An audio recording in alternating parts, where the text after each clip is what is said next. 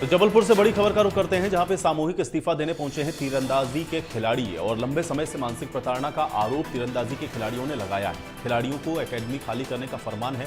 खेल अधिकारी पर मनमानी करने के आरोप। अप्रैल के महीने में खिलाड़ियों के कई टूर्नामेंट भी होने हैं, लेकिन अब सामूहिक तौर पर इस्तीफा दिया गया। ये बड़ी जानकारी है और खेल अधिकारी पर मनमानी के आरोप तीरंदाजी के खिलाड़ियों ने लगाए हैं। एकेडमी को खाली करने का फरमान भी खिलाड़ियों को दे दिया गया है। तो ये बड़ी खबर आप तक पहुंचा रहे हैं जबलपुर से, जहां पर तीरंदाजी खिलाड़ियों की ओर से सामूहिक तौर पर इस्तीफा दिया गया है। अप्रैल के महीने में खिलाड़ियों के कई टूर्नामेंट होने हैं। लंबे समय से मानसिक प्रताड़ना के आरोप भी खिलाड़ियों की ओर से लगाए गए हैं और खिलाड़ियों को एकेडमी खाली करने का भी फरमान सुना दिया गया है। तो ये बड़ी खबर है। खेल अधिकारी पर मनमानी करने के आरोप तीरंदाजी के खिलाड़ियों ने लगाए हैं।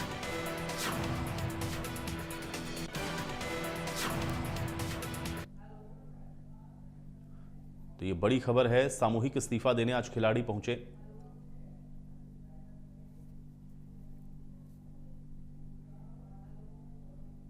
चीज़ें चलती आ रही हैं, अभी 2-3 सालों से ज़्यादा बढ़ गई हैं। जब से डीएसओ सर आशीष पांडे सर आए हैं, तब से चीज़ें ज़्यादा बढ़ गई। हमें सपोर्ट करने के बजाय उन्होंने ये चीज़ हमें सपोर्ट ना करने के बजाय एसोसिएशन के साथ मेल जोल किया है। और जो एंट्रीज की दिक्कत है, हमारे साथ मतलब डिफेंड करने की जगह हमें डिफेंड नहीं किया गया और ये दिक्कतें चलती आ रही थी। अभी से लेके 3 सालों से ज़्यादा बढ़ गई थी और हम बस इतना ही चाहते हैं सर कि हम सबकी बात सीएम सर ऊपर तक पहुंची जाए, जिसकी वजह से ये हल हो। आने वाले महीनों में मेजर टूर्नामेंट्स हैं। मई के महीने में वर्ल्ड कप के ट्रायल्स हैं। अब हमें बताया जा रहा है कि अवकाश है एकेडमी का 1 महीने के लिए, क्योंकि रांची में एकेडमी को शिफ्ट करना है। हमारा डीएसओ सर से सिर्फ इतना निवेदन था, सर हमें इक्विपमेंट दे दीजिए, प्रैक्टिस करने दे दीजिए, खाना पीना रहना हम अपना खुद का देख लेंगे। और ये पेरेंट्स के सामने रिक्वेस्ट की गई थी। तो उनका कहना ये है कि आप लोग अपना इंतज़ाम खुद कीजिए, मैं नहीं जाता। सर हम जिस चीज़ के लिए यहाँ भर्ती हुए हैं वो है आर्चरी और प्रदर्शन प्रतियोगिताओं में। जब हम प्रतियोगिता के लिए प्रैक्टिस ही नहीं कर सकेंगे तो हम कहाँ से प्रतियोगिता में जाएंगे और प्रदर्शन देंगे। और रही बात पिछले 8 सालों से परफॉर्मेंस ना होने की, सर हम एकदम अपना फुल एफर्ट्स दे रहे हैं। हमने कई मेडल्स जीते हैं, इंटरनेशनल परफॉर्मेंसेस दी हैं। तो वो 8 साल का परफॉर्मेंस ना होने वाला चीज़ तो फिर वो कागज़ों में भी हमें पता चल ही जाएगा। प्रताड़ना जो भी कह लें, इससे हम प्रैक्टिस करने में हमें बहुत तकलीफ़ आ रही है। ग्राउंड पर हम प्रैक्टिस नहीं कर पा रहे हैं। हमारा मेन मोटिव यहाँ आने का है कि हम प्रैक्टिस करें और हमारा परफॉर्मेंस अच्छा हो नेशनल से और इंटरनेशनल टूर्नामेंट में, बट इस सब के कारण हम प्रैक्टिस ही नहीं कर पा रहे हैं। तो यहाँ रहने का मतलब ही नहीं है।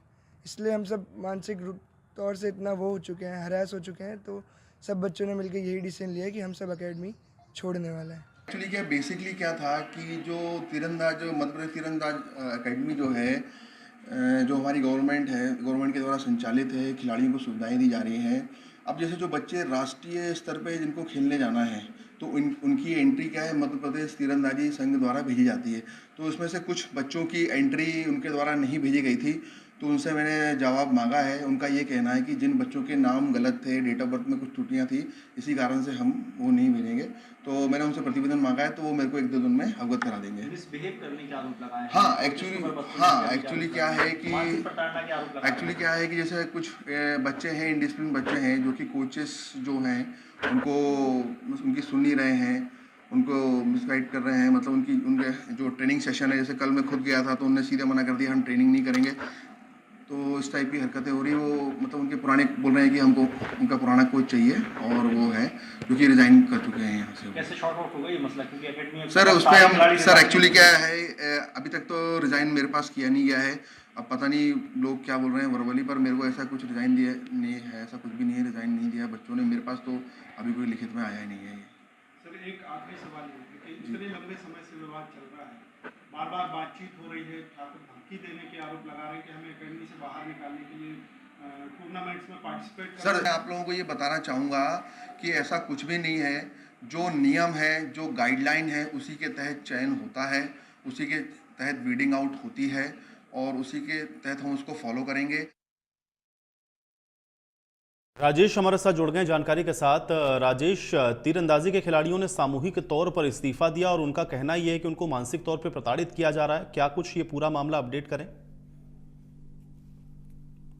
बिल्कुल, आपको बता दें सामूहिक इस्तीफा देने के लिए पहुंचे थे तीरंदाजी के ये सारे खिलाड़ी हैं, और अगर इनमें बात की जाए तो 7 अंतर्राष्ट्रीय खिलाड़ी हैं और 28 जो खिलाड़ी हैं वो राष्ट्रीय खिलाड़ी हैं। और ये सारे खिलाड़ियों का आरोप है कि जो उन्हें अधिकारी हैं, एसोसिएशन के पदाधिकारी हैं, साथ ही जिला खेल अधिकारी हैं और इसके साथ ही जो कोच हैं वो कहीं ना कहीं मानसिक प्रताड़ना दे रहे हैं, और जिसके चलते उनका जो प्रैक्टिस है वो प्रभावित हो रही है। मई में चूंकि बड़े टूर्नामेंट हैं, राष्ट्रीय और अंतर्राष्ट्रीय टूर्नामेंट हैं जिसमें उनको शामिल होना है, और ऐसे में कहीं ना कहीं उनका जो खेल है वो प्रभावित हो रहा है। और उनकी मांग है कि जिस तरीके से उन्हें प्रताड़ित किया जा रहा है, चाहे जो उपकरण है वो जमा करने को लेकर एसोसिएशन ने कहा है। दरअसल जो पूरा विवाद है वो जो एकेडमी को शिफ्ट किया गया है, रांची में शिफ्ट किया गया है, और रानीताल में पहले एकेडमी थी। तो 1 से 1.5 महीने के लिए इस एकेडमी को बंद किया गया है और यहीं से पूरा विवाद शुरू हुआ है। और जो उपकरण है वो जमा करने के लिए तीरंदाजी खिलाड़ियों को कहा गया है, और इसी के कारण सारा विवाद शुरू हुआ था। कोच पर गंभीर आरोप जो है वो खिलाड़ी लगा रहे हैं, मांग कर रहे हैं कि कहीं ना कहीं जो खिलाड़ी, जो ऐसे अधिकारी हैं जो लगातार प्रताड़ित कर रहे हैं और जो एसोसिएशन के पदाधिकारी हैं उनको हटाया जाए, उनकी मांगों को सुना जाए, क्योंकि उनके आगे इस तरीके के जो राष्ट्रीय और अंतर्राष्ट्रीय टूर्नामेंट है इसमें उनका खेल प्रभावित ना हो, उनके लिए व्यवस्था की जाए। हालांकि जो खेल पदाधिकारी हैं और जिला खेल अधिकारी हैं उनका कहना है कि शिकायत उनके पास तक पहुंची है, पूरे मामले में जांच कराई जा रही है, जो क्योंकि उनके ऊपर भी आरोप लगे हैं, और ऊपर भी भोपाल में भी और दिल्ली लेवल पे भी इस पूरे मामले की शिकायत जो है वो खिलाड़ियों ने की है। जांच का आश्वासन मिला है। सामूहिक इस्तीफा चूंकि अभी खिलाड़ियों ने दिया नहीं है, खिलाड़ी इस्तीफा देने पहुंचे थे। चलिए राजेश, अब देखना ये होगा कि इस मामले में आगे अब क्या इस पर जो संज्ञान है वो लिया जाता है और कार्रवाई होती क्या है। बहुत शुक्रिया राजेश इस तमाम बातचीत और जानकारी के लिए। और चलिए इस बीच एक बड़ी खबर का रुख कर लेते हैं।